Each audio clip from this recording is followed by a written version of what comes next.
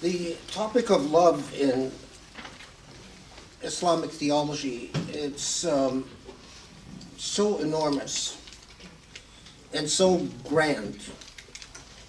It is not an exaggeration to say that if one simply tries to broach the topic of, or the subject of how much Muslim theologians have written about love, it's quite overwhelming. In our modern age, most of the writings, the majority of writings, remain in manuscript form, have not been published, so they're normally accessible to scholars and specialists that can read the manuscripts. But even if we consider the texts that have been published, the names are overwhelming, the titles are overwhelming. So it's an enormous topic, and one can easily dedicate an entire seminar to it rather than just a lecture. So I'm just going to try to give you a sense of the various themes that Muslim theologians discuss under that rubric. Cultural linguists often say that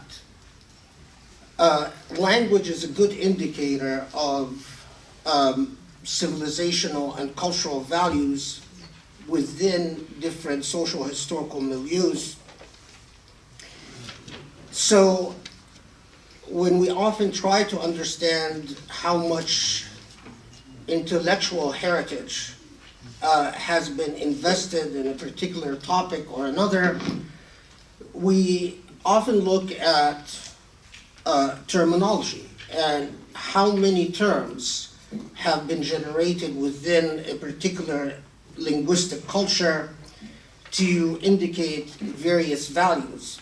And it is rather noteworthy that within the Islamic tradition, the words for love are several and quite sophisticated. So most Muslims would know the word hub, which means love, but there are several other terminology that describe subtle permutations and variations on that basic theme of love.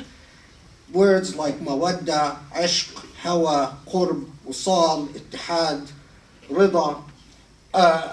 And just by mentioning these terms, you get a sense of the enormity of the topic. And of course, we won't be able to cover all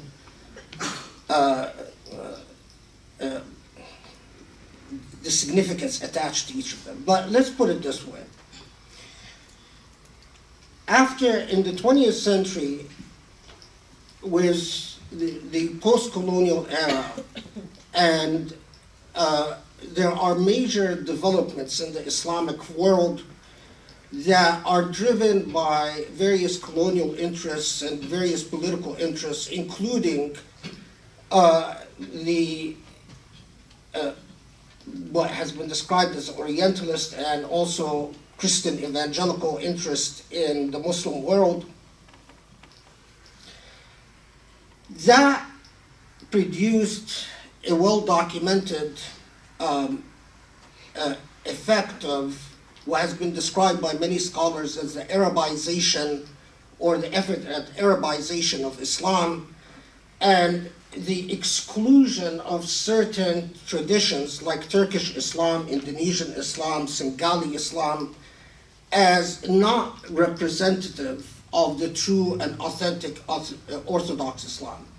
This, of course, was further exploited and advanced by particular politically invested interests with the rise of Saudi Arabia as a nation and the prominence of Saudi Islam and the assertion of Saudi theology as representative of what Islam is. However, if we look before the 20th century, so Islam has been around for over 1400 years, and often when we try to understand the Islamic heritage, we look from the beginning of the very first Islamic century, around the 6 AD, onto the crumbling of the Ottoman Empire and the rise of Saudi Arabia and the so-called custodian of the two holy sites. So in 20th century imagination, many modern Muslims, especially those who have been influenced by the Arabization of Islam, or what has been described as the Arabization of Islam, I like the description of Wahhabization of Islam, because Islam, I mean, it's academic quibbles, but nevertheless. Often, when you ask someone what is Islam about, and they'll say, well, it's a religion of submission to God. I think that's entirely inaccurate if you look at the Islamic milieu before the 20th century. Islam is not the religion of submission to God, but it's a religion of loving God. Love is the central theological theme in the development of Islam and the spread of Islam and the interpretive tradition of Islam up to the 20th century. So theologians normally have three main themes in discussing the relationship between God and human beings. Four themes. The first, God's internally loving nature. Humans, two, humans as specific objects of God's love. Three, humans' innate loving nature. And four, God as the true object of human love. So again, the four are God's eternally loving nature. Two, humans as a specific object of God's love. Three, humans' innate loving nature. And four, God as a true object of human love. So we'll just follow the theologians in their thematic discussion, and I'll shed light on every bit of it, a little bit on every one of the four. So normally the theological discussions begin with why creation? Why did God create? And here, all the theologians, in all the texts that I've looked at, without exception, cite a tradition that is central to this theme. According to this tradition, as narrated by the Prophet Muhammad,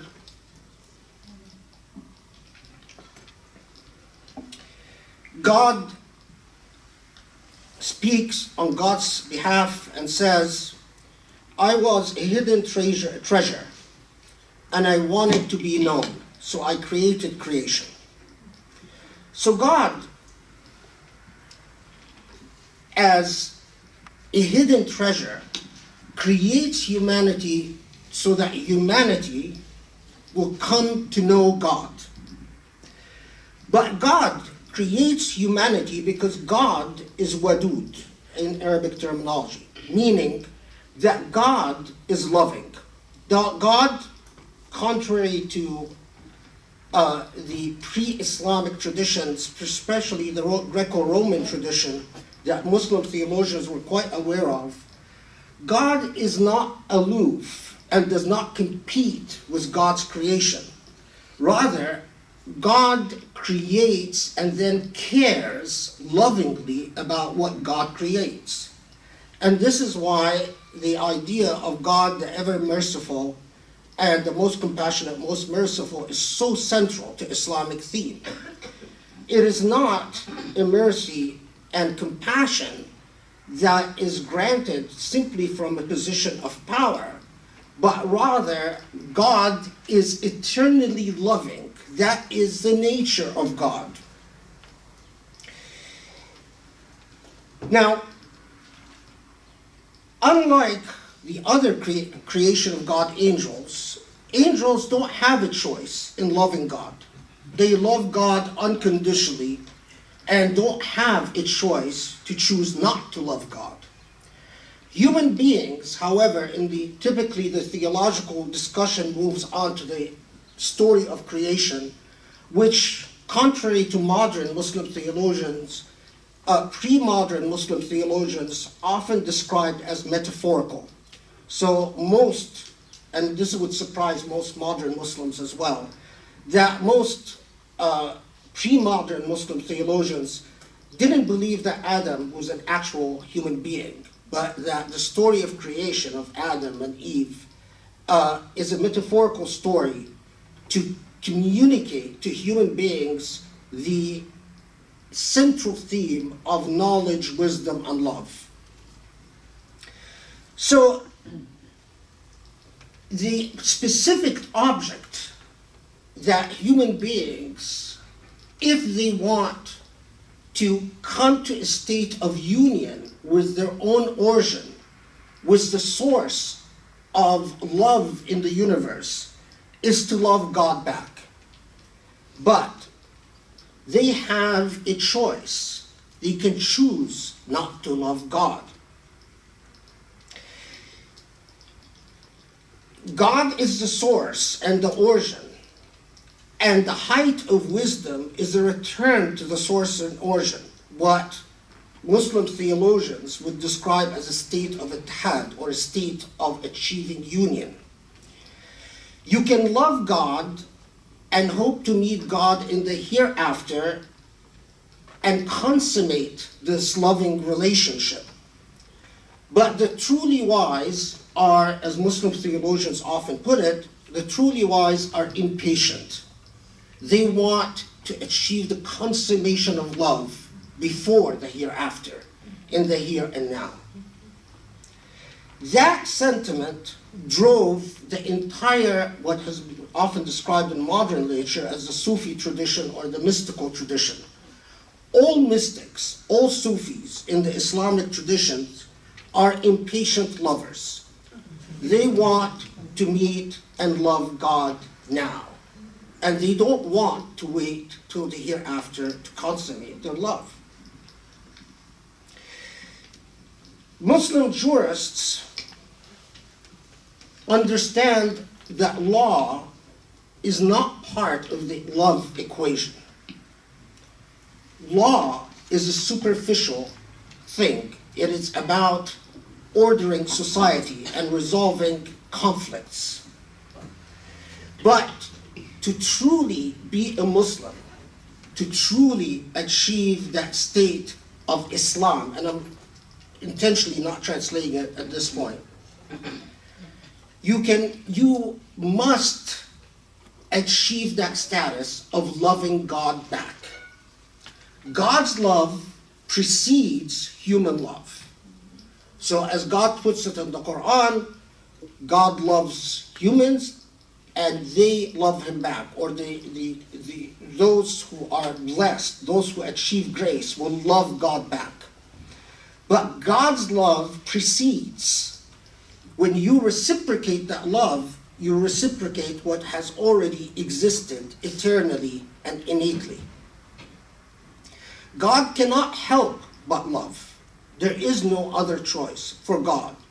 Now, theologians get into hair-splitting arguments about whether God has decreed this upon God's self, or whether this is part of God's nature, whether it's an attribute or an inherent quality. But, that goes on for hundreds and hundreds of pages.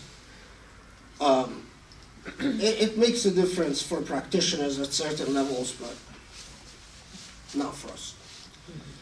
Okay.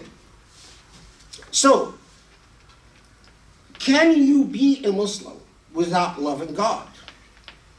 Well, legally, yes. Theologically, no. if you pray and your prayer is a discharge of the legal obligation of praying, but your heart does not flutter with the love of God, then your prayer is superficial and pretty much meaningless. If you obey, but the obedience is a technical fulfillment of the law, and you don't understand what lies behind this obedience, which is the love, then your Islam is incomplete. And some theologians, many theologians I have to say, go on to write at length about hypocrisy, that many believers in their hearts are hypocrites because they say they are Muslim, but they don't know the meaning of love, or they never achieve the status of love. According to Muslim theologians, love is an innate quality in all human beings. All human beings are born with the innate ability to love God, to reciprocate that love. But it is the conditions and indoctrinations of culture and society that bury this love and obfuscate it under numerous distractions. The job of the seeker of God is to cleanse oneself, and that, by the way, is the true jihad, which I'm sure many of you have already heard. That jihad, which is a struggle in the path of God, the true jihad, or the highest jihad, is to cleanse yourself, to discipline your ego, so that you can cleanse away the accumulations that obfuscate that innate ability to love God back. And if you achieve God, if you pursue God as the object of human love, Muslim theologians then spend a great deal of time talking about making God real by making love real. So if you love God, you will love all that God loves. And what does God love? The answer is spelled out in the Quran numerous times. God loves justice, loves beauty, loves goodness. God loves God's creation, nature in itself. And from that, numerous texts were written about the relationship between a seeker meaning a believer who is pursuing the love of God, and their relationship vis-a-vis creation, nature, and vis-a-vis justice, and that's why so many seekers were martyred confronting tyrants and unjust rulers, and the pursuit of beauty. And that is why also the Islamic civilization produced things like music, art, architecture.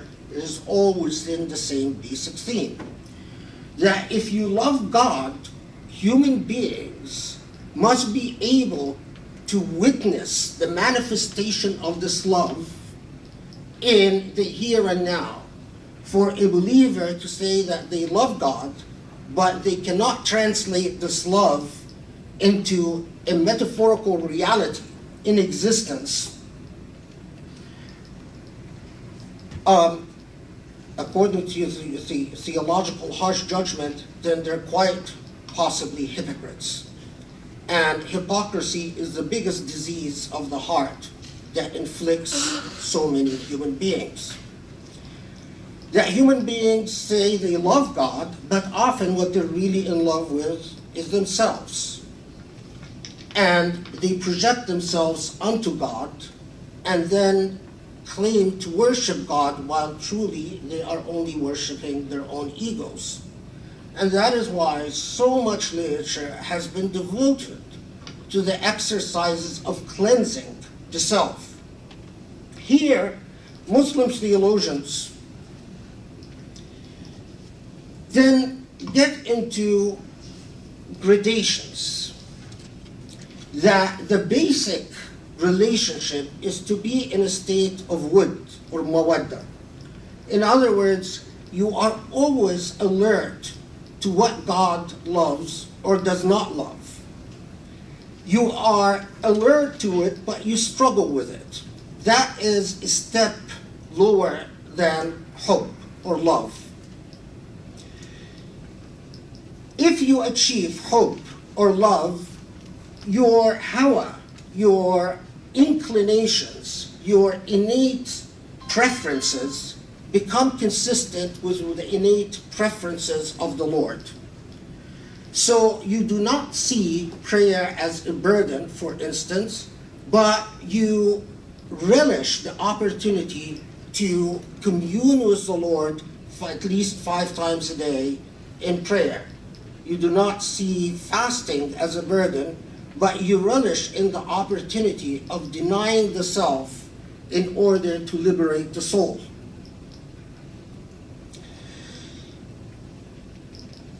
You do not fear the consequences of testifying as to what is justice and what is truth and what is beauty. You relish the opportunity because you see this world as transient and inconsequential in light of the truth, and the truth is the love of the Lord.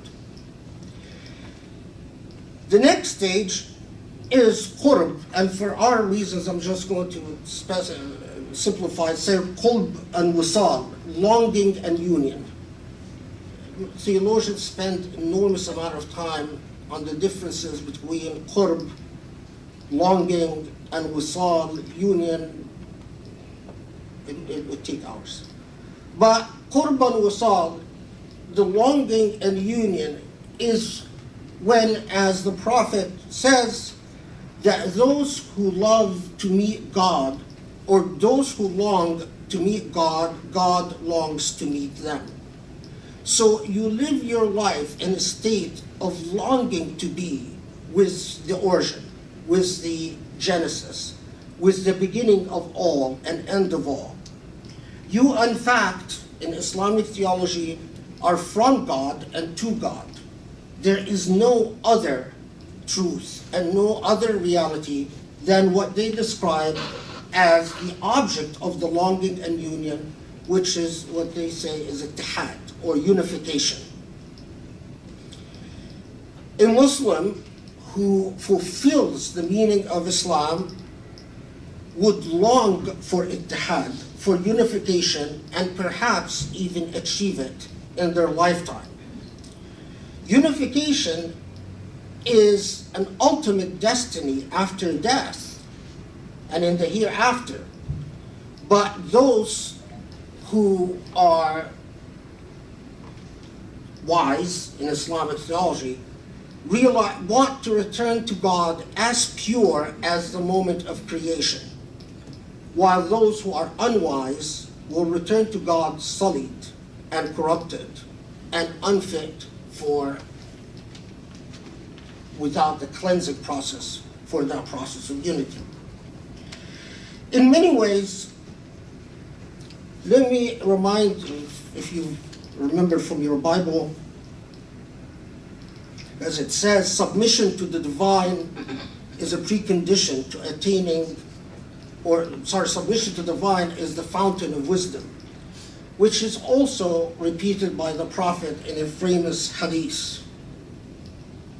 But while modern Wahhabi movement saw this submission as simply a legal matter, a matter of law and obedience, and because of that process in the post-colonial period of the Arabization or Saudization of Islam, the Wahhabi movement also resisted the entire theological tradition, the overwhelming theological tradition of love as the central theme of Islamic theology.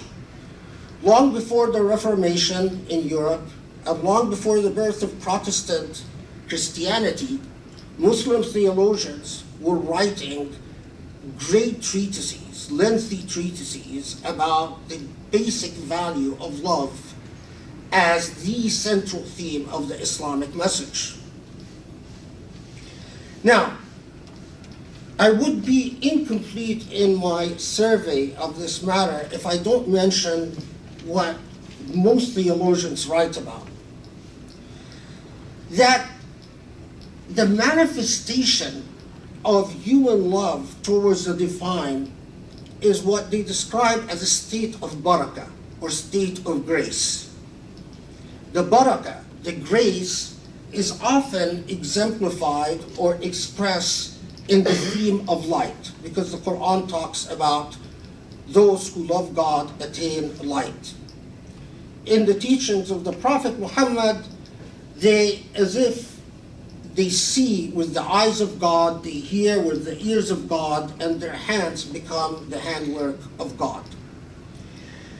Most Muslim theologians find that barakah, or grace, cannot be adequately or philosophically explained. So they say it is as if a state of a perfume of light, a state of beauty, simply indescribable, that manifests out of a human being that exemplifies the love of the Lord. In many ways, loving God is simply attaining full human nature. And that is why, if you've read the poetry of Rumi or Hafiz or Al-Iraqi, or leave alone someone like Ibn Arabi, they often, in their poetry, describe the state of union of God with God as simply fulfilling what they already are, full realization of what human nature is capable of, full realization of the human potential. This is exemplified in Hallaj's famous statement that there is nothing inside of me but God. I am God. This would scandalize, by the way, Saudi Islam very much, that type of statement. But it is a theme throughout, central theme throughout 1400 years of Islamic theology. Human being is liberated through God's love, becomes more than the mundane physical existence of blood and bones through God's love. True submission is impossible without God's love. Love is liberation and submission at the same time. Love is the realization of the true divine, true beauty, but also the true human and the truth of creation.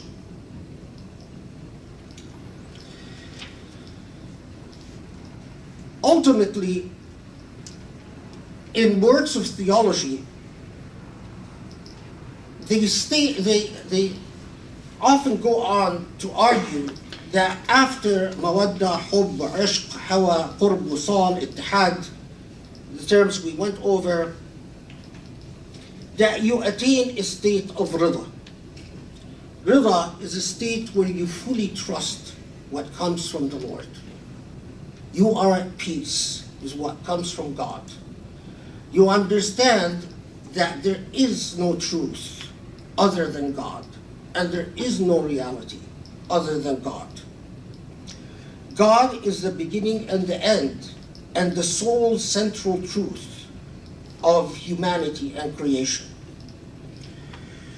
You understand the nature of goodness and evil, and you understand the nature of beauty and ugliness. There are numerous, extensive theological works written about Rida and what Rida means. Rida has often been translated as acceptance, but that's not accurate either. Rida is utter fulfillment through the divine, and by the divine, and with the divine.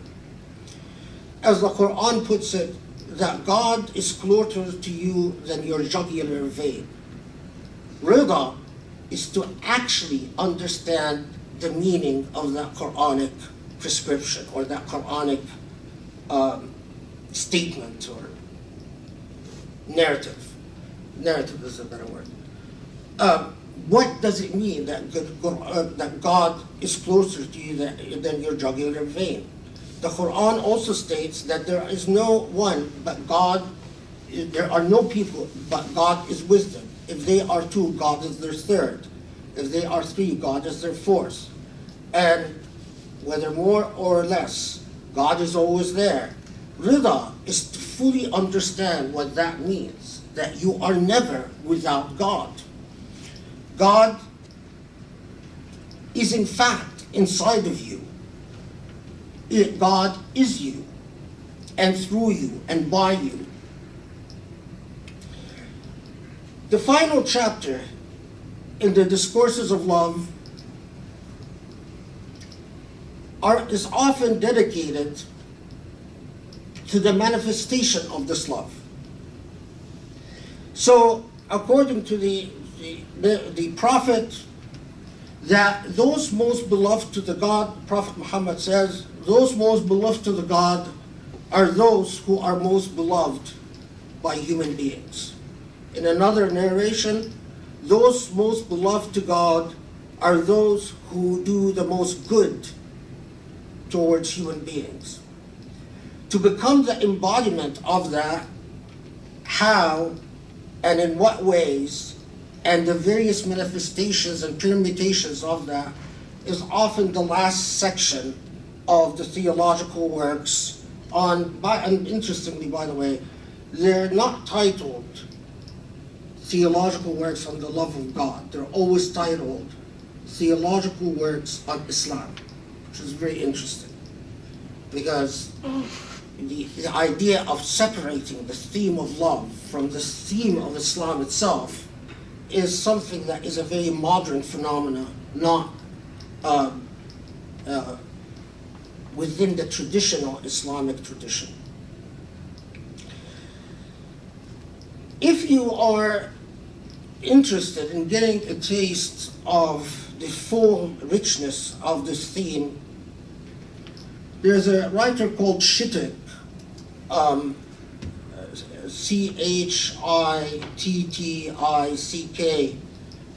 who wrote, he has several books, but the best, in my opinion, is a book called The Path of Love in Islam. And it's really, Chittick chooses 5 major Muslim theologians from the founding period of Islam, and he just goes and paraphrases what these major theologians say. It's a 500-page book. It's published by Yale University. It's dense, like a lot of academic works. But it gives you a very real sense of how these theological works unfold.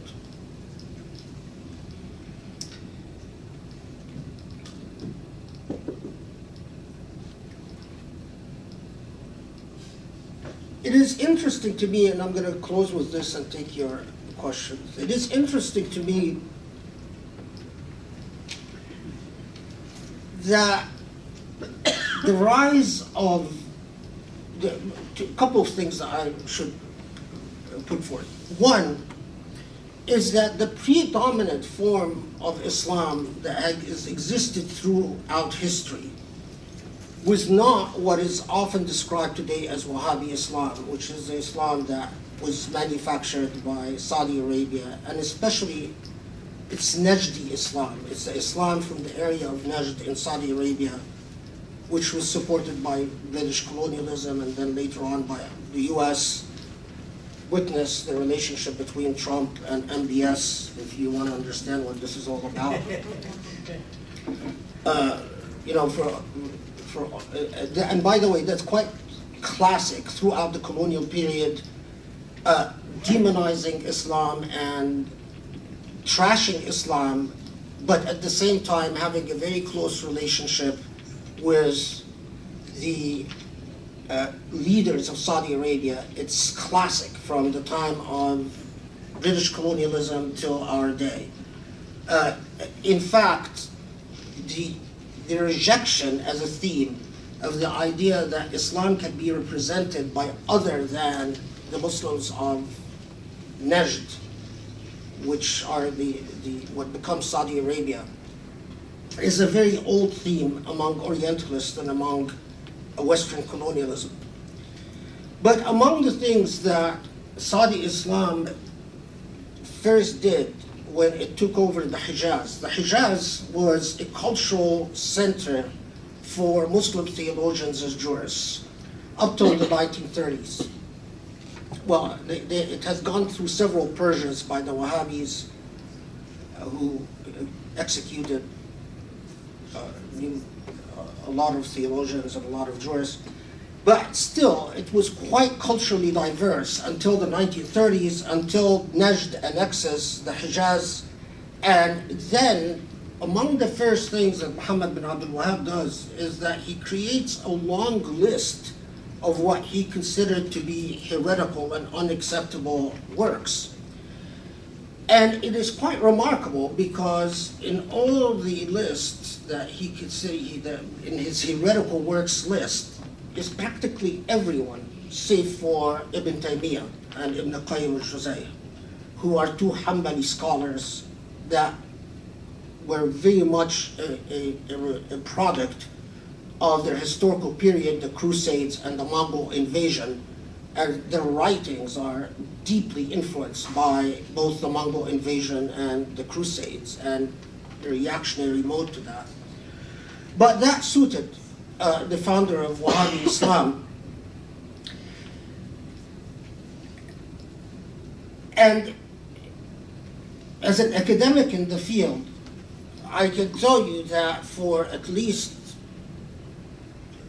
in the past 5 years, it's changed somewhat, and we can talk about that if you're interested. But Saudi Arabia had spent a great deal of money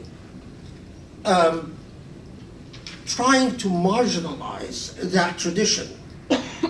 But I think to no avail. I think that whatever cultural influence they achieved in the 20th century, by the 21st century, and especially by the time we reach the middle of the 21st century, I think that cultural influence will pretty much vanish, and the return to the original Islamic theology is inevitable because it's too powerful and too grounded and too cumulative.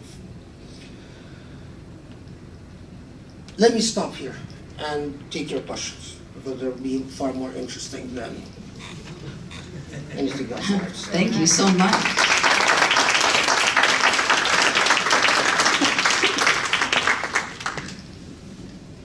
Who's going first? Question. We have a few time cards. If anybody would like to write a question. Does anyone have a question? If anyone needs a card, let me know, and I can pass this on. Well, I'll ask one. What did you say about Trump and what was happening? I missed that for a second. Oh, his defense of MBS, the Crown Prince of Saudi Arabia. Of course, after the assassination of Khashoggi, the person who actually protected the Crown Prince of Saudi Arabia is the Trump administration, because there was an attempted palace coup, and there was a critical moment. This was about 2 months ago, or a month and a half ago. There was a critical moment where if the United States would have supported the palace coup, MBS would have become history. The present Crown Prince of Saudi Arabia. The Trump administration made it clear that they don't support his removal. Of course, Trump is fond of saying, well, look at all the billions we're getting from Saudi Arabia, and these translate into jobs, and so on. But that's, that wouldn't explain our long-standing policies since the 1950s of strongly supporting Saudi Arabia. In fact, during the Eisenhower administration, part of the Eisenhower doctrine was the idea that the Muslim world cannot be dealt with unless Muslims have something equal to a papacy. And they pushed Eisenhower's administration and the subsequent administrations pushed very hard to get the Saudi Arabians to play the role of a Muslim papacy. This is, of course, a very old colonial theme that the people you colonize, you want to deal with them through rulers that can account for these people. That, it's too messy if you actually have to respond to the demands of the public, the masses. And so the part, at the same time that we simply tended to see the Muslim world as the Arab world, the Gulf area particularly, and to a lesser extent Pakistan, but Pakistan has we also pushed the Saudi ruling family very hard to adopt the role of the custodian of the Muslim world, the representatives of the Muslim world. And then we dealt with the Muslim world by dealing with them. And that's the relationship that the Trump administration is very keen on preserving. They don't want to see that type of hierarchy undermined. There's another question over here. Thank you for enlightening us on the concept of God and love in God in Islam. I was intrigued by your discussion about whether love is an attribute or not. My understanding from the 100 names being the 100 attributes of God that would make Wud and Wadud and loving an attribute of God, but you said there was a discussion about it. No, it's different. What I was referring to is whether love is a sifa min sifatullah,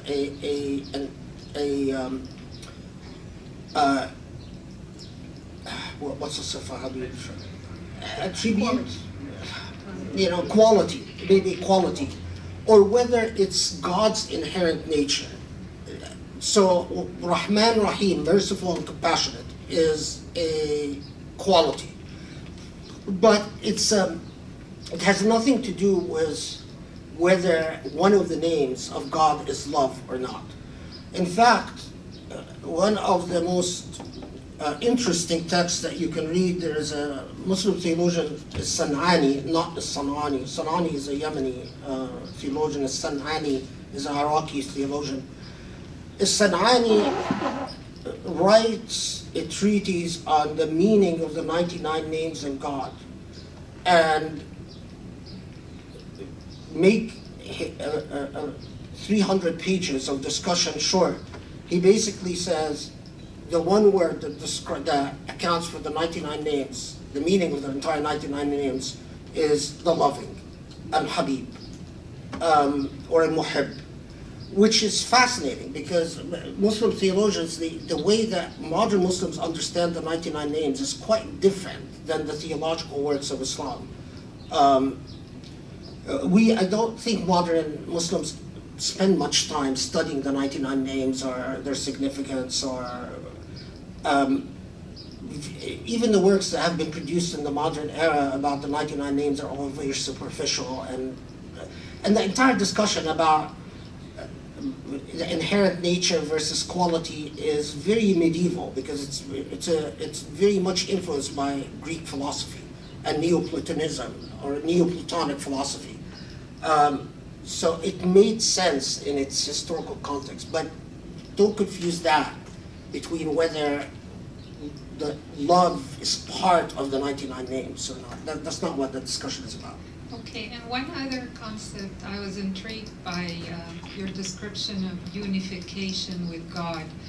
We oftentimes struggle with the current interpretation of Trinity as anybody unified with God. but your description of any human being can be unified with God, is that possibly based on the fact that the Spirit of God is in each of us, and that would enable us to it comes from become unified with Him? the Quranic narrative that God created human beings through the breath of God, that God breathed into, and that so God is inside of all of us, and it's contained in all human beings, whether Muslim or not Muslim, believer or unbeliever. When you deal with a human being, whether you like it or not, you're dealing with God. Not just legally, but philosophically and theologically, because the breath of God dwells within. Now, the theological theme, and this is also, it went back to the absence of a church in Islam. The theological theme is that, in theory, any human being can achieve union with God. But in order to do so, you have to discipline the ego. And in order to discipline the ego, you have to, so for instance, one of the famous traditions that is often, the Prophet is reported to have said that whoever loves God would truly love the poor. So part of discipline for ego, for instance, is to fall madly in love with the poor and those who the have-nots. And that would often be seen as evidence as whether you truly achieved unity with God or not. If the poor disgust you or turn you off, or if you turn your gaze when you see a needy person, you sort of, or if your heart doesn't just open up to them, then that would often be said by theologians as an indication that your claim to unity with God is false. That is also the origin of the entire emphasis in the Sufi tradition on poverty as a precondition to. Now, Ibn Arabi says that it is possible for someone to have wealth and to achieve unity in theory, but Ibn Arabi warns that this is truly, truly difficult because the Prophet himself was very poor. And if the Prophet, who is considered the most complete human being, achieved unity with God through poverty, then that's a very good indication that it's very difficult for other human beings to achieve unity with God without attaining poverty. As I answer your question, I'm thinking of like what Jilani said about. There's just so many theologians that have written on the relationship between material things and materiality in general, and whether you need to rid yourself of any desire for material things or material possessions in order to achieve unity. Yeah, it's a very big topic. Please turn off your cell phones. I needed to say that in the beginning. Thank you very much. Your last sentence in your talk seemed to give a little bit of hope, maybe a forecast. Did I hear you correctly to say you expect a return to basic Islam by the middle of the 21st century? I mean, I don't know if it's going to be the middle of the 21st century, but it just, it's not sustainable. For one thing, I know that the Saudi establishment, since the 60s at least, has spent an enormous amount of money to try to prevent the editing and publication of the medieval theological works that are inconsistent with Wahhabi theology.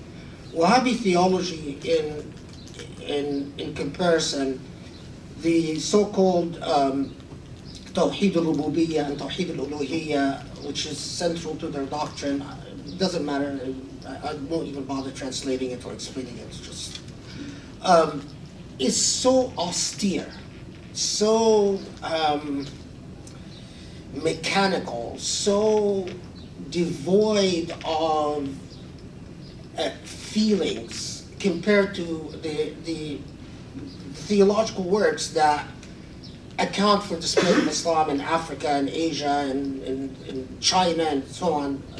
Mentioning China, there are 2 million Muslims in concentration camps in China, and humanity is just ignoring that because they're Muslims, and it's disgusting, repulsive. I mean, all our hypocrisy about the Holocaust, and then we're fine with 2 million Muslims perishing just because they're Muslims. But with all the money they spent, scholars still edited these works, still published them. I increasingly, since 9/11, since the events of 9/11 and so on, you find the new generation of Muslims are aching to discover things beyond Wahhabi theology. The number of graduate students that are studying, translating, editing, publishing the medieval works. I mean, all you have to do is just go see how much has been even published in the West on quote-unquote Muslim mystics, because what's really interesting, many of the people that we describe as Muslim mystics, they themselves didn't describe themselves as Sufis or mystics, like Ibn Arabi, for instance, or Jilani, or even Rumi didn't associate himself as a Sufi. He thought of himself as basically just a Muslim theologian, period, and a poet. So that's one thing. The other thing is that Saudi Arabia itself has found living under the hegemony of the religious establishment untenable. And so Saudi Arabia itself was forced to do what is truly a mortal blow to Wahhabi theology, to basically reverse themselves on so many things that they have taught the Muslim world in the past 30 years. So the past 30 years, they have been insisting that art is forbidden, music is forbidden, driving is forbidden. The list of forbidden things is just endless. And overnight, the same theologians, the same Saudi or Saudi-funded jurists that for 30 years have been telling us that this is haram, this is haram, this is haram, overnight changed. The way the Muslim world has received that is that you guys are hypocrites and liars, and I think it's a mortal blow, and I don't think there's any way to recover from it. When I started out, someone like me started out in the 80s, I can say that I felt Saudi money was very effective in marginalizing people like me. People like me now are more popular than ever. We don't even have to work very hard for people to come to us. In fact, people, the demand is more than we can meet. And I think that speaks volumes, and it was predictable. I had a teacher that said that this is eventually going to happen, but we didn't know if it's going to happen in my lifetime. But I'm happy that it is happening in my lifetime, and I actually get to see it. You can't take love out of Islamic theology and hope to survive. It is just the consummate lover of God was the Prophet Muhammad. If you study his history, his entire trajectory, his entire life was about loving God. And to strip that away from the Islamic narrative, you have to bend the arms of history in a million different ways. And doing so has also produced Islamophobia. And I think when Muslims noticed that part of what comes with Wahhabi Islam is the Islamophobes, I think most Muslims were deeply alarmed by that and said, well, that's not our religion. This is messed up. This is not going to work.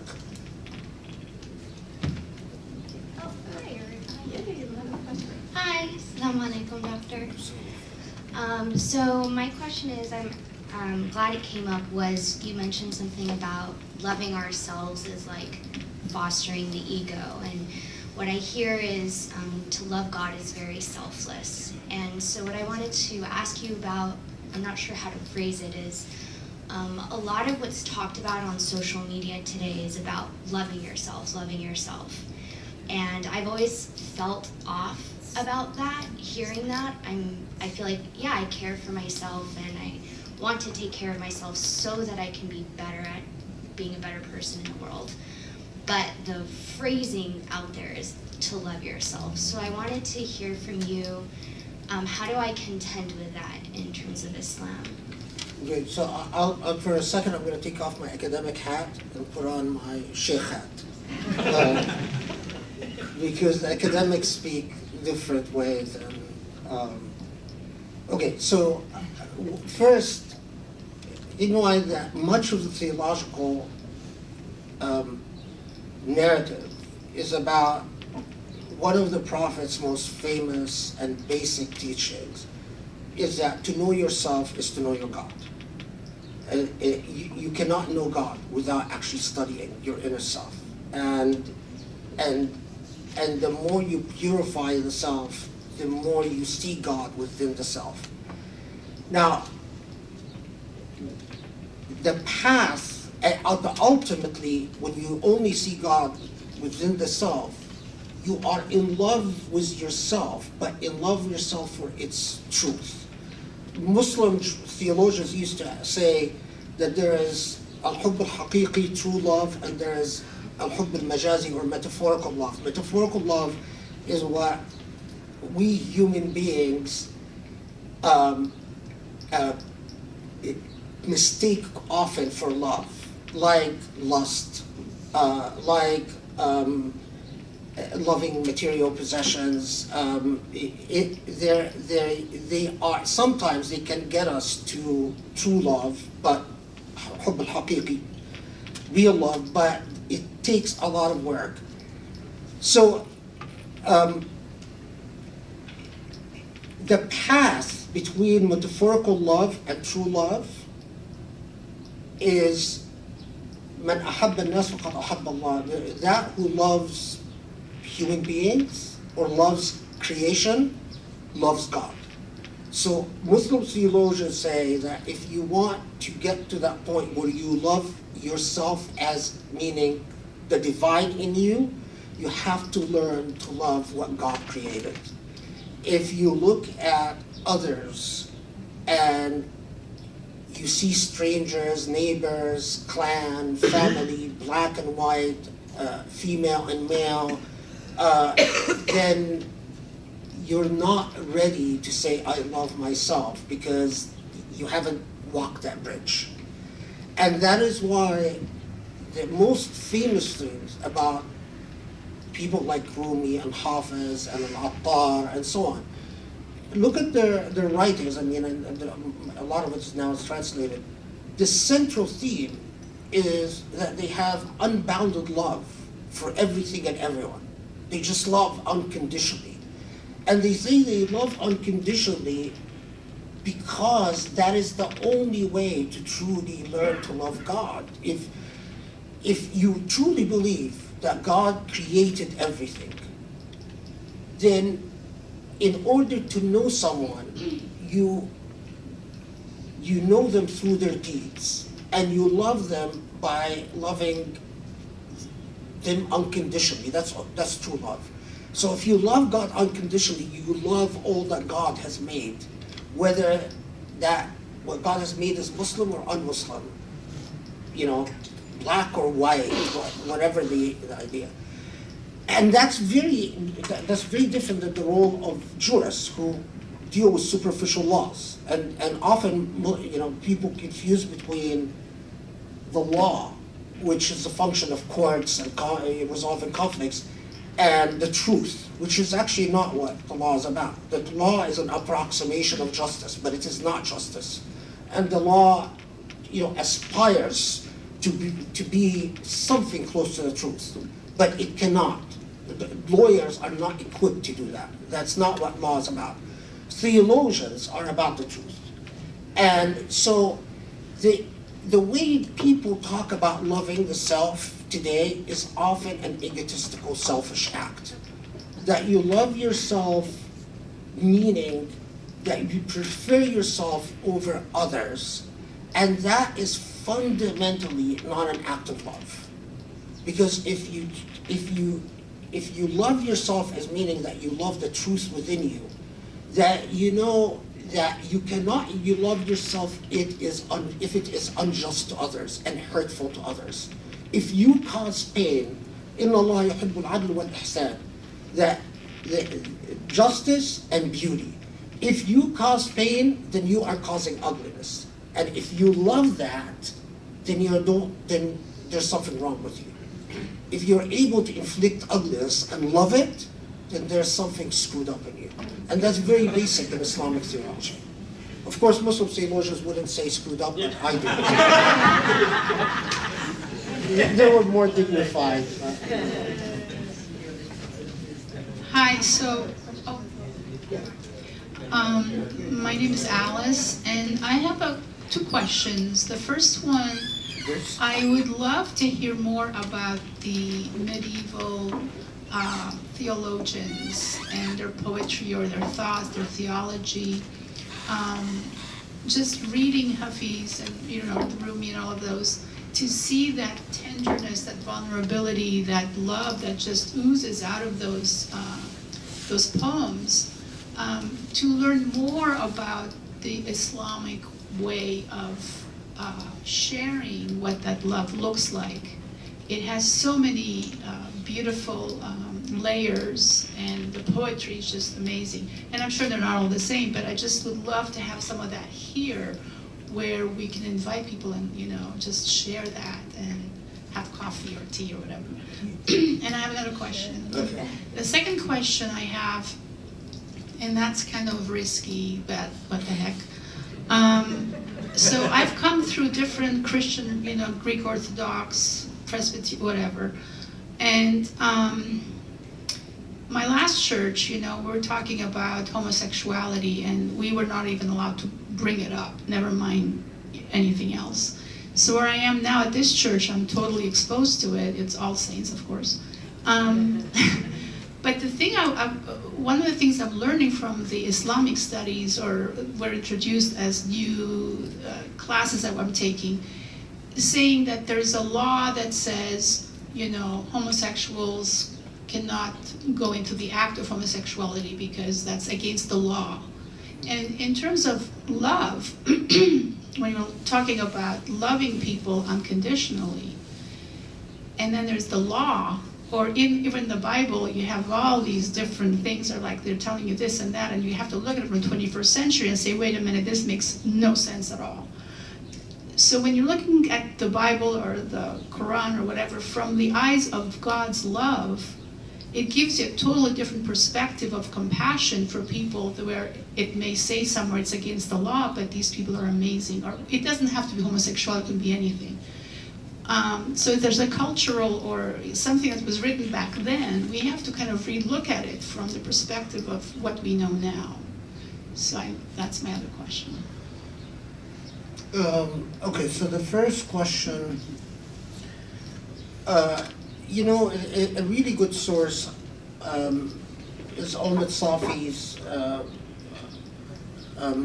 he has a book called Radical Love, which is really, Ahmed Safi, who's a professor here in the US, but he has a short introduction, and then the rest of the book are translations from various, it's actually not, it's translations from the Quran, translations from the Prophet, and translations from various theologians, both poetry and text. And I like the book because it's very user-friendly, and it's written for people who want to get a taste for what different theologians and different theological figures said in the tradition. And it's something that, it lends itself to public readings, for instance, very easily. So I would recommend that that book. William Shattuck and his wife Murata wrote a book a while ago that I think is a very, very useful. It's called The Vision of Islam. That I have no clue why that book did not become a bestseller among Muslims. Maybe it's because it's published by university press, and Muslims are, especially in the U.S., they're accustomed to reading pamphlets rather than stuff. Of course, nowadays, the net, which is deadly. I mean, the problem with the net is that every idiot can be a sagacious fountain of wisdom on the net. And you have no clue who you're reading, what you're reading, and I tell my students, I actually don't accept the net in research papers. I don't allow my students to cite anything on the net. If they want to cite something, go get real books. Because otherwise it's just, there's so much noise. It's really intellectual pollution. And so in the realm of, if we stay away from the pollution aspect, then I would also recommend The Vision of Islam, because Shattuck and Murata, they're both converts. They both learned the Islamic tradition systematically as converts who, they started out as academics, not converts. Eventually they converted. I have no idea whether they converted before they married or after they married or whatever. I believe they're both alive. But that's another book that study groups and so on should, very reliable, very dependable, very well researched, gives you a taste of the various theological debates, the tension between, or not the balance between the law, politics, and theology. Because theologians also understood that politicians had their own vested interests, and legal institutions had their own vested interests, and these vested interests didn't always exist in harmony with theology. The issue of homosexuality, what is very interesting is that if you look at the text like The Ring of the Dove, which has been translated to English, Tuq al-Hamama by Ibn Hazm, or even a more Ibn Hazm himself was quite conservative, but someone like Ibn Qayyim al-Jawziyya, Rawd al-Ashiqeen, which the Garden of Lovers, or which also has been translated to English.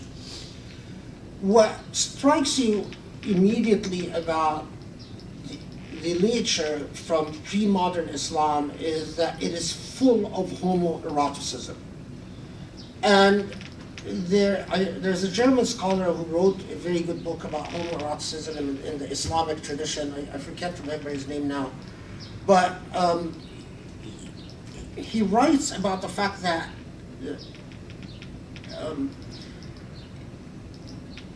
the category, that homoeroticism seemed to be understood as a natural part of, it's as if it was expected that anyone could have homoerotic desires, homoerotic thoughts. And the categorization is such of homosexuality as sort of a specific category between straight and homosexual is a very modern thing, and also a very Western thing. But of course, Western culture now has become effectively global culture, and it permeates everything. And here, as is the theological part that understands that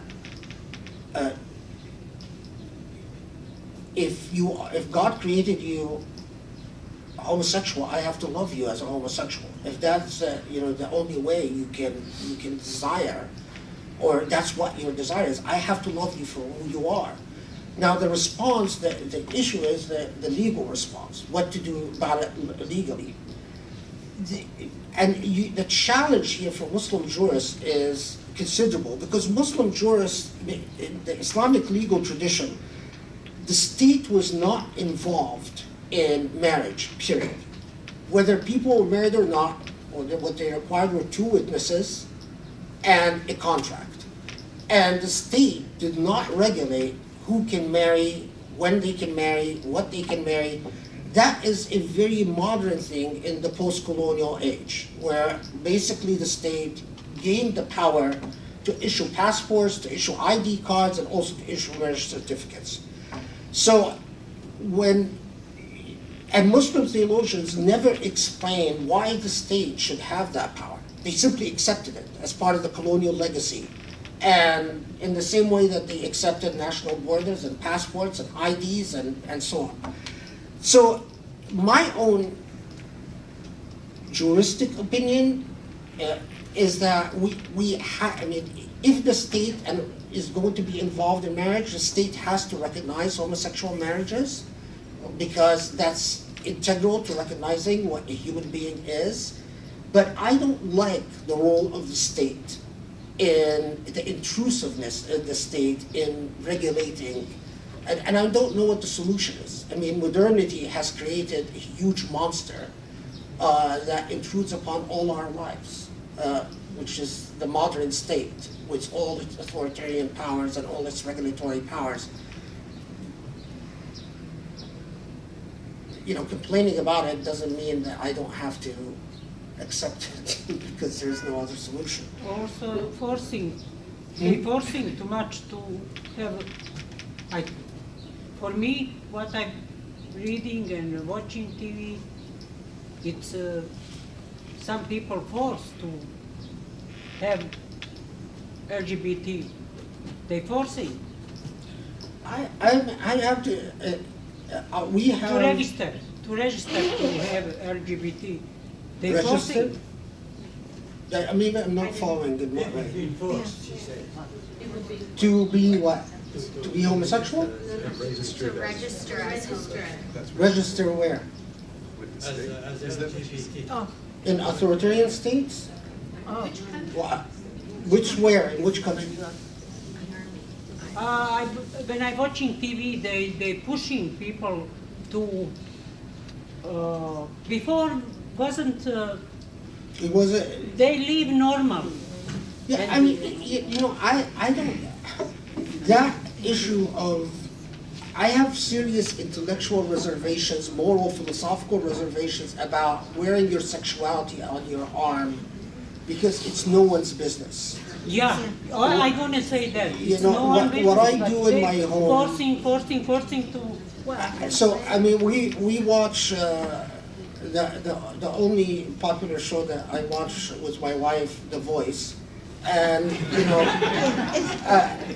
The Voice will always have like a singer say, "Oh yes, as a homosexual," and my reaction is, I don't care who you have sex with. I'm interested in your singing. It's not going to make me like your voice more or less. I really don't care. And people have all types of sexual desires. I learned this being a lawyer, that people have all types of sexual desires. Some people like to have sex with dummies, with inflatable things. It's none of my business. As long as you do it away from me, okay, fine, that's your business. So, but the part that is real is that, the fact, if I find out that, like, I had a boss, my first job out of law school was community legal services. My boss invited me to dinner, and then his partner was a man, and if if someone would have, someone else I worked with, completely change their attitude towards that same boss once they found out that he's living with a man. My thing was, it's not even my business. Who you live with or you don't live with, as long as you are a good boss and we're doing our job, that's your business. And it doesn't, I don't like we have a very falsely confessional culture.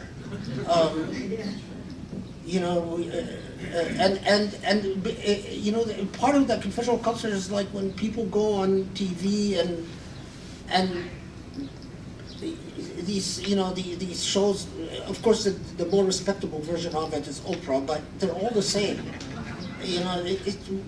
People should learn to respect privacy and to value it for what it is. Can we move on to the next question? Is that all right? Yeah. Okay. Please. Assalamu alaikum, sir. Thank you so much for sharing your wisdom, and I'm grateful to God that I'm here.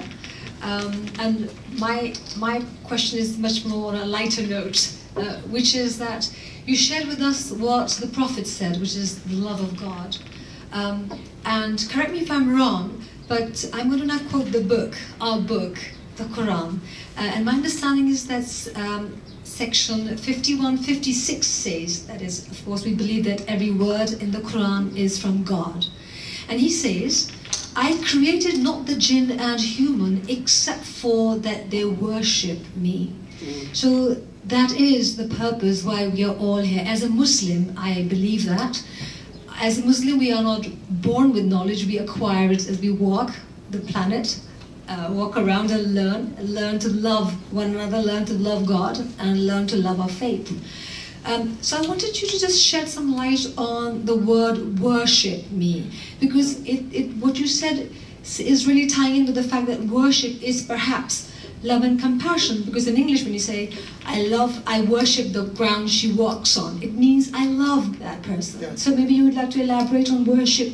No, that's a really good question, because وَخَلَقْتُ الْإِنسَ وَالْجِنَّ إِلَّا لِيَعْبُدُونَ, the two, and the central issue is the meaning of the word ibadah, right?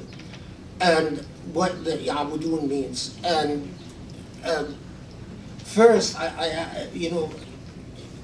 so many Muslims, and again, this is more a function of post-modernity and the colonial period and post-colonial period, are raised with the idea that ya'budun basically means worship in the legal sense of doing salah, doing fasting, but without exception, in the theological works, that the overwhelming cumulative interpretive tradition of all the theological works up till the modern age, and even beyond, but anyway, Ya'budun, it is impossible. First, keep in mind that God says that the birds and the trees and every created thing worships God, but you don't understand their worship.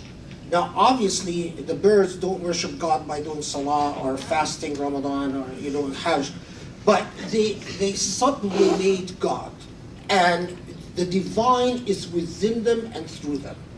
And so, and the jinn, who are the paranormal, if you ever watch paranormal shows, these are the jinn, the shadow men and all these things, jinn.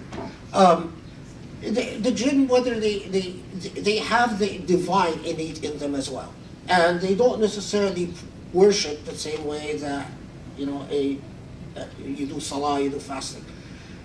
Ibadah, true ibadah, is impossible without the achievement of love. Because if you say that I am in a state of ibadah, I am in a state of sublimation, but you don't have love in your heart, then you are in a state of slavery, and that's not what God wants. God has you. God already, with the moment of creation, the reality is that your contingency upon the divine, your your indebtedness to the divine already exists as a matter of fact, whether you recognize it or not, whether you acknowledge it or not. But what God wants from human beings, the truth of worship, salah and fasting, is but a means to an object, to a purpose. And the objective is the realization of the divine love within you, to rise up to it and to reciprocate this love, as you know, yuhibbuhumullah wa yuhibbuna. That, and as the Quran says, you know, if come so that God will love you as you love God. And so the jarring way I hear so many Muslims talk about, because Wahhabis love to cite this verse. It's, you know, when the minute say, oh, the only reason we exist is to do ibadah. And they always take it to mean that you wear the hijab, that you know, you perform all these outward actions, the physicality of piety, without paying nearly any attention to what is inside. All the physicality of piety, all the, you know, a million hijabs in the world, if you don't have modesty in your heart, they're inconsequential. You know, a state of salah, if it's only your salah is performing the physical acts of prostrating and getting up, but it doesn't translate into the manifestation of the divine in your outward actions, in love of justice and love of beauty and love of goodness, then your Islam and your ibadah is not real. And I,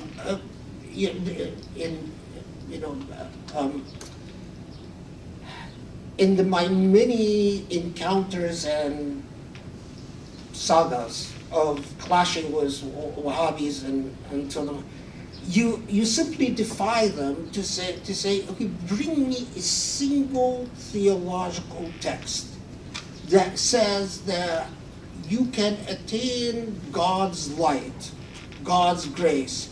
What is the ultimate objective? Is that the light of God would shine between your hands and between your eyes and manifest through you. That you can attain God's light without your heart being pure and in a loving state with God. And it's now been around for 50 years.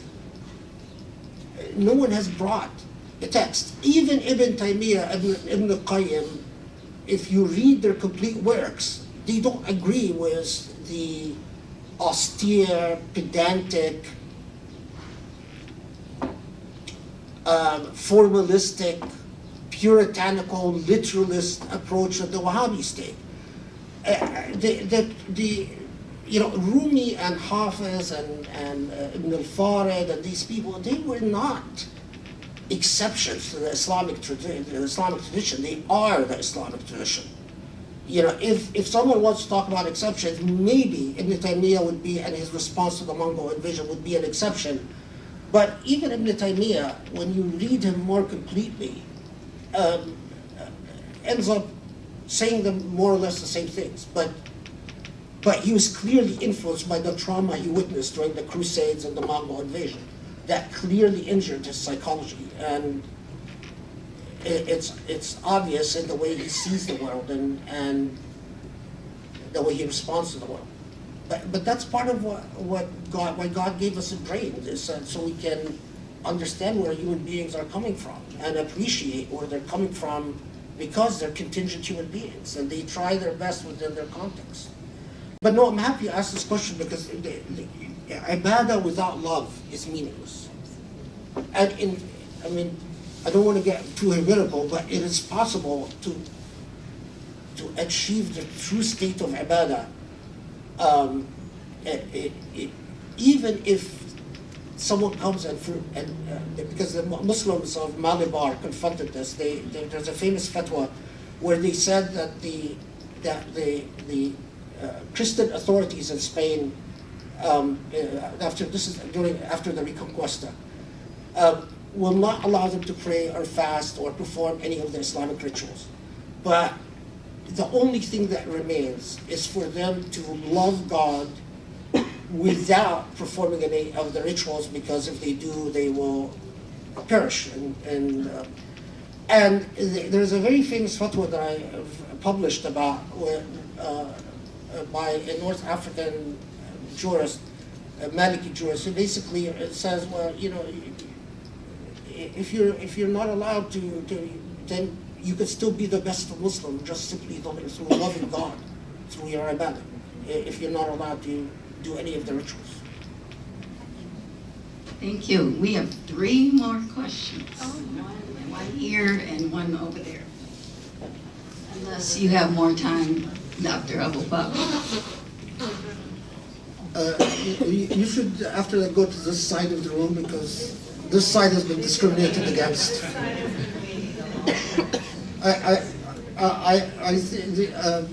Well, you're on the right. You know, usually Muslims are accused of discriminating against people on the left. You guys are very liberal. You actually like the left. Okay. Thank you. I have a very quick question.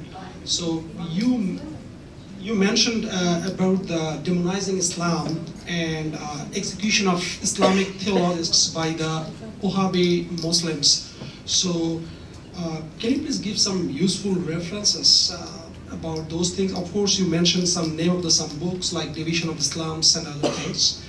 And what I understand that Islam is unique and there should be no formal division, even though those are not discouraged. But what are the countermeasures by the scholars of medieval Islamic scholars, or currently? Is there anything, because as you said that they're very strong and invested a lot of money to propagate their concepts. So what are the countermeasures are taken by the other schools of thoughts? Thank you. If you want to reference, I recommend reading my book, Reasoning with God. You know, my books are available on Amazon. They're also available on the searchforbeauty.org, right? Searchforbeauty.org, which sells all my books, but they're also just available on Amazon. We don't sell them. Oh, we don't? We just list them. Oh, we just list them, okay. So searchforbeauty.org or .org doesn't sell my books, just lists them.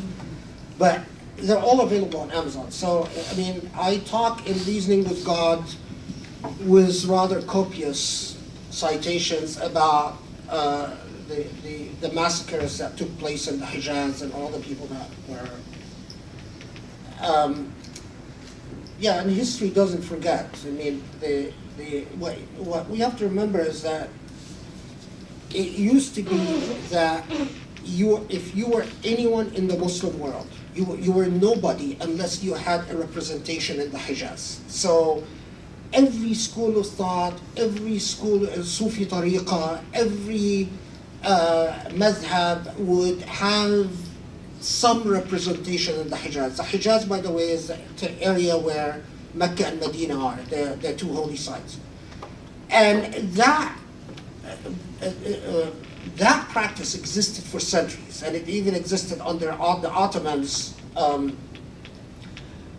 The Najdis, who were basically very, very Bedouin, and the area of Najd in Saudi Arabia had been ignored even by colonial powers because it's just a very arid territory, very insular culturally and so on. But that's where the Wahhabis came from, and when they annexed the Hijaz, they purged all schools of thought from the Hijaz. So today, the only school of thought that is represented in the Hijaz is the Wahhabi school. You can't go to the Hijaz and you can't even give a lesson representing any perspective other than the Wahhabi perspective. The rotationary system of having different representatives of different schools of thought or different tariqas lead prayer in the Hijaz was ended decades ago when the Wahhabis annexed the Hijaz. So the difference between pluralism and the current exclusionary system that controls Mecca and Medina is rather jarring if looked in comparison with Islamic history. About what did others people do, you know,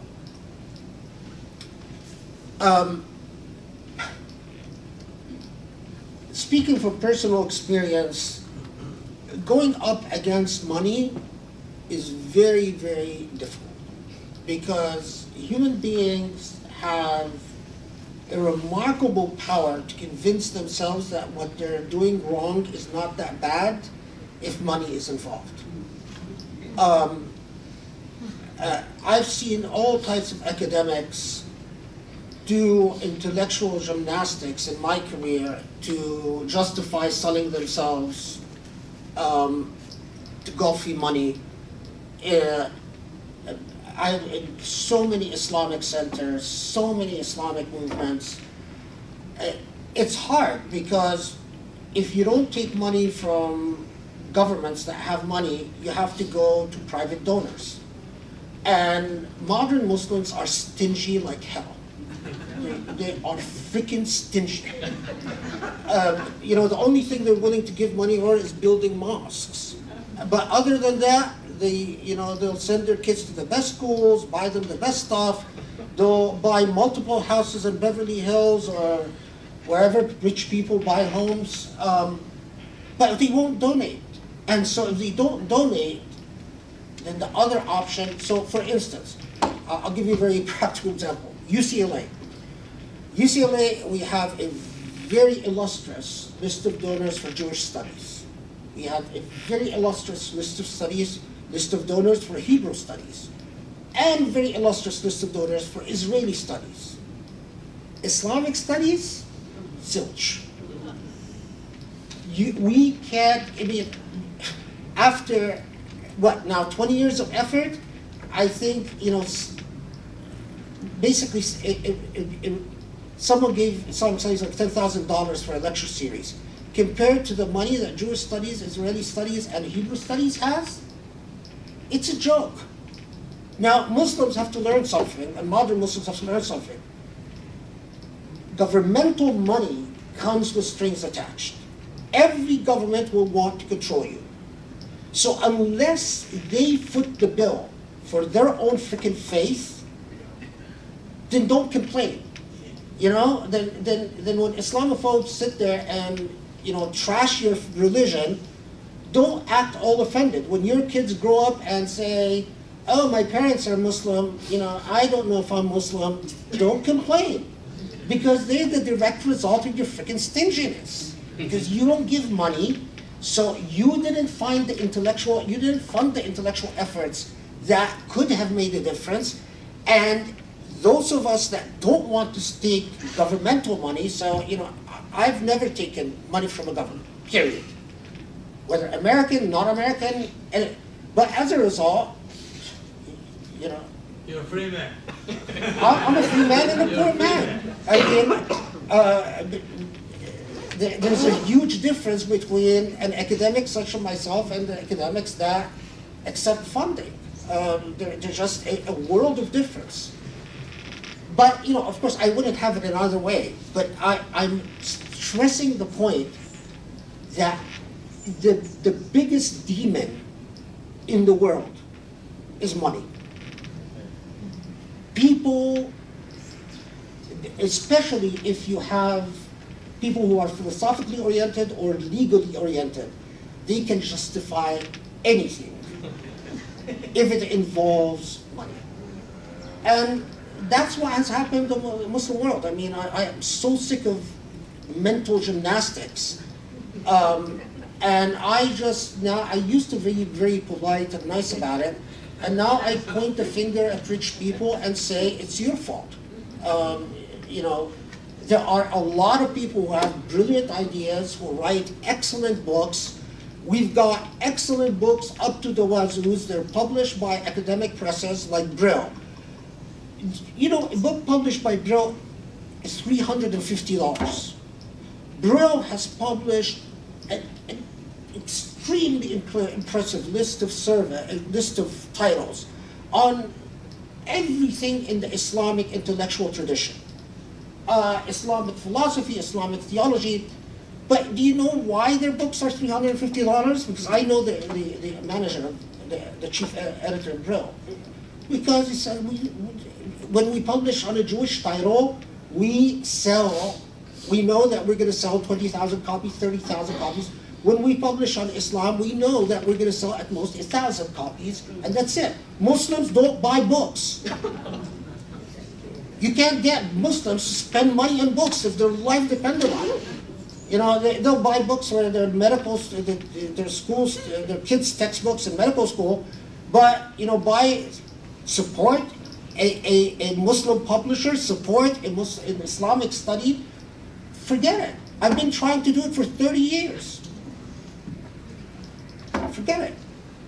And so I put the blame on Muslims. I actually don't blame the Islamophobes. I blame Muslims because they don't put their money where their stuff is. You know, and until they do, they should just shut up and, you know, and suffer the consequences. And their kids will suffer the consequences because their kids grow up and they say, you know, we're not Muslim anymore, because they're ashamed. They feel embarrassed. You know, where is the true Islam? Everyone, well, why don't you teach people about the true Islam? Because I don't have freaking support. You know, if someone like me doesn't have the support, then who are you going to support?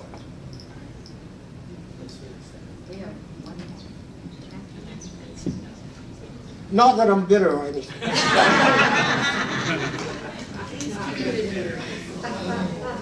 Thank you, Doctor. I heard what I hear what you're saying with the indiscriminate love, but I think there's a bit of danger in saying that it's indiscriminate of race, like white, black, or indigenous, etc., because people are quick to assume that color blindness is then on their way into this unification or annihilation with God, and not seeing them as like that they come together, and that you can't take one before the other. And so like, because if I'm walking down the street, the police see my color.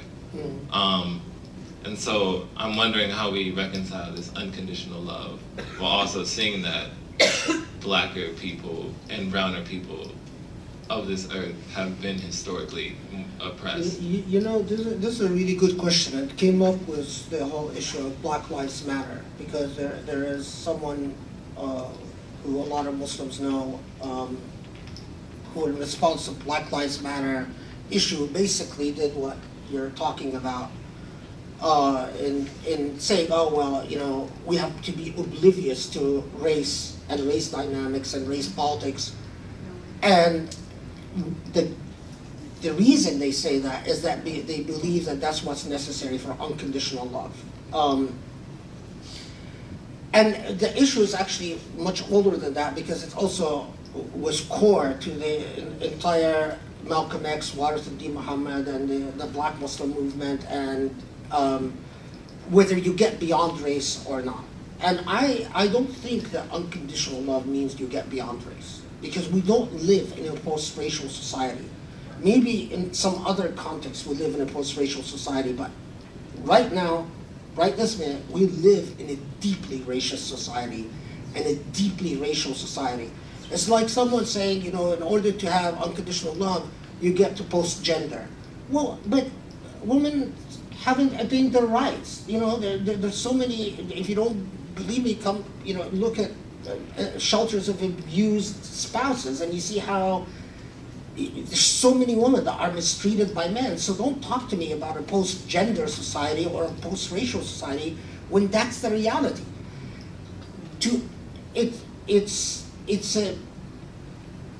I like putting it this way. In order to love someone, it's like the Prophet said, that in order to help an unjust person, you prevent them from committing injustice. So if they're just, you support them. But the only way to truly love an unjust person is that you have to prevent the injustice. You have to testify to their injustice. If you don't testify to their injustice, then your declaratory love is not real. And so part of, and I mean, it's the same thing, by the way, with imperialism. Part of my commitment to even those in the Justice Department or the State Department or even to Trump himself is that I told Trump, you're a freaking imperialist and a racist and a sexist. And I tell you this because I love you. And if I didn't love you, I wouldn't care that your soul is going to be damned in the hereafter and you'll burn in hell. But I don't want to see you burn in hell. I want to see you fix yourself. Now, I don't, of course, Trump is the biggest challenge. But everyone else, you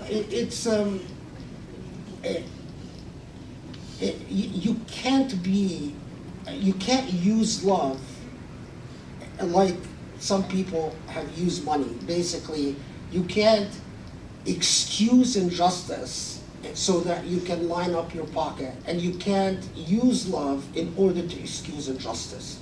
If you truly love God, then you would love what God loves, and what God loves is justice.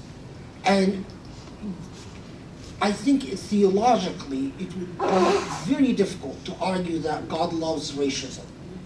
And and I'm not even aware of anyone that even tried to do it in the Islamic tradition. But you have to stand for what God, you have to embody what God loves. If someone looks at you and doesn't see the hand of God translated into real life, then your love is false. If those who live with you, who interact with you, who deal with you, don't see you embodying the divine, then your love is selfish and egotistical. Then it's all about feeling good, not being good. And there's a huge difference between the two. So, that's... I actually gave a khutbah when the Black Lives Matters came up, that, I'm sure certain people don't like it, but to me it's very clear. I, by the way, teach a course called on race, Muslims, law, and race, and we spent a lot of time talking about the role of race in not just in the U.S. but in modernity, because the concept of race was invented in the 19th century, and it's a very modern invention, and it was an invention that went hand in hand with colonialism. The very idea of race was invented in order to justify a colonial project and the destruction of native cultures and indigenous cultures. And this is the first civilization that is deeply race-specific. I mean, some have said, well, the Roman civilization was too, but even the Romans were not as bad as we are. Dr. Abou El Fadl, can you clone yourself and put yourself on all the Jumas around the world? We've learned so much today. Can we give him our applause and our thanks?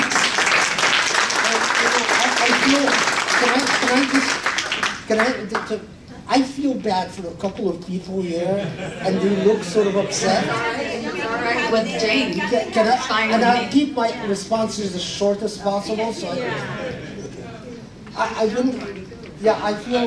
been watching their faces, and the love of God is hurting me. Sorry. Quick question. So you said Muslims are stingy and they don't like buying books. So why is that the case? Just wondering. I'll tell you why. Because modern Muslims are through and through a product of the colonial experience. And colonialism, the only way to attain upward social mobility was to become specialized in the physical sciences, to become an engineer, to become a medical doctor, and even people, you wouldn't marry your daughter or your son to other than a medical doctor or an engineer. If people were losers, then okay, go marry a theologian or even lawyers, by the way, didn't attain some status because during colonialism, law became a completely decrepit and subservient profession. It was only the physical sciences.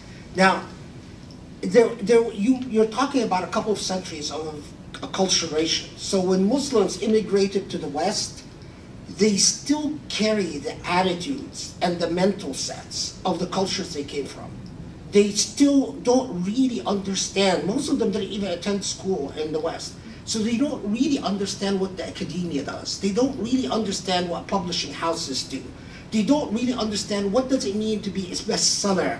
What is the power of publishing? Or even, I'll tell you that during colonialism, the first thing that Muslims lost is belief in the word.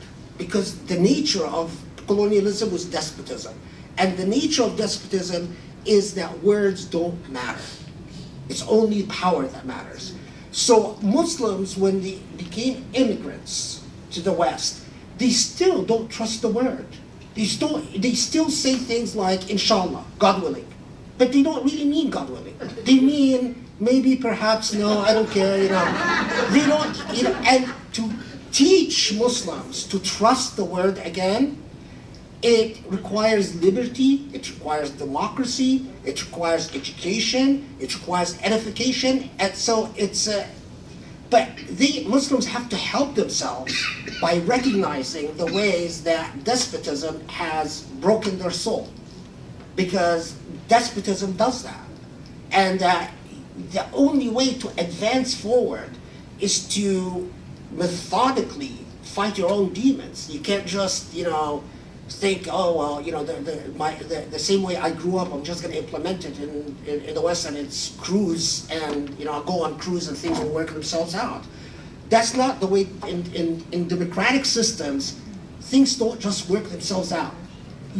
People have to make things work.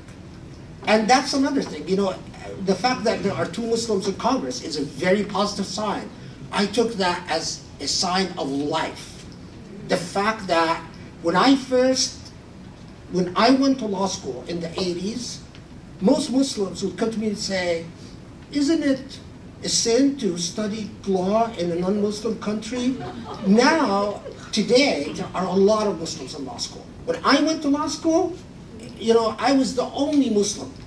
And people just thought that I'm so weird, why aren't you in medical school? That's the way things work. So, I'm not my nature is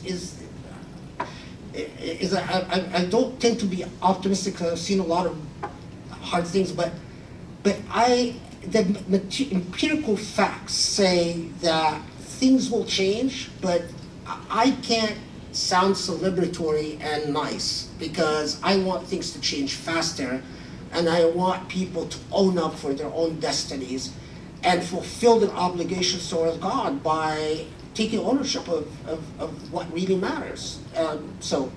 But that's it. But the Islamic civilization itself, I wrote a whole book called The Conference of the Books about this.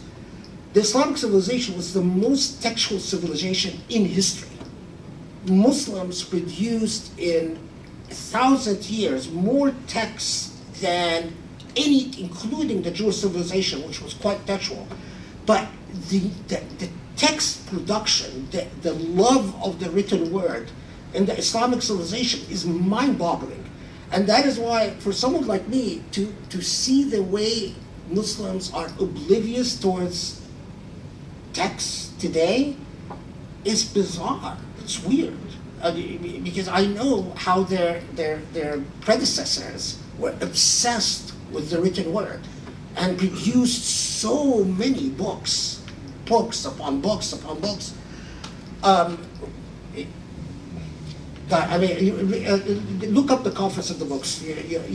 You'll get a taste of how much texts were produced by the Islamic civilization. Or I think so. There's a lot. Okay, we do have one here. What can countries like Turkey do to counteract Wahhabism? I think with Turkey, by turning towards the Muslim world, has already started, because for a long time Turkey tried to pretend that the Muslim world doesn't exist. And I'm actually, Turkey already plays an important balancing role to Saudi Islam. I don't think the Saudis like it, because they realize that if Turkey comes in again, then the whole myth of the Arabization of Islam, or the whole structure, the constructed reality of an Arabized Islam that is the only Islam around, Turkey challenges that. And so does, by the way, Iran, and so does Indonesia. And that's why Saudi Arabia has spent and continues to spend a lot of money in trying to control Islam out of Indonesia and Malaysia, because they want solely Arab Islam, an Arab Islam that is despotic, tyrannical. That's why they fought the Arab Spring, and that's why they undermined it. That's why they fund the war in Yemen and the war in Libya. But I just don't think it's sustainable. I mean, they've been spending so much money, and the human spirit keeps resisting the suffocating impact. That's why they hate the Islam of India, and they try to control the Islam of Pakistan. By the way, the Arabs have played a very limited role in the Islamic civilization. Most of Islamic law, philosophy, theology, poetry, music, architecture was the product of non-Arabs. The percentage, the role that Arabs played in the Islamic civilization is so small and so unnatural. And that's why I just don't think that the attempt to hold on to an Arab Islam, solely Arab Islam, is going to work. I want to give the mic to our leader, Jane Al Fadl. And thank you so much. Okay. Thank you.